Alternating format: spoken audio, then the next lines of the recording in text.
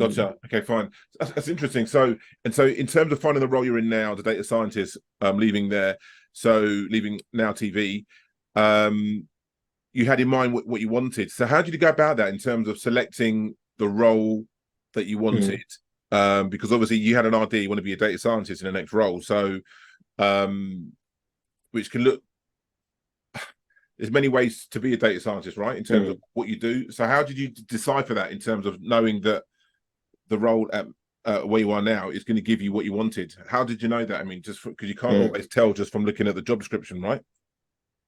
Yeah, I guess the kind of interview process, especially, is, I think the more I've had, the more I've realized it really is a chance. It's not just them interviewing you, it is you interviewing them, right? And kind of figuring Definitely, out definitely a what are they two-way street. doing.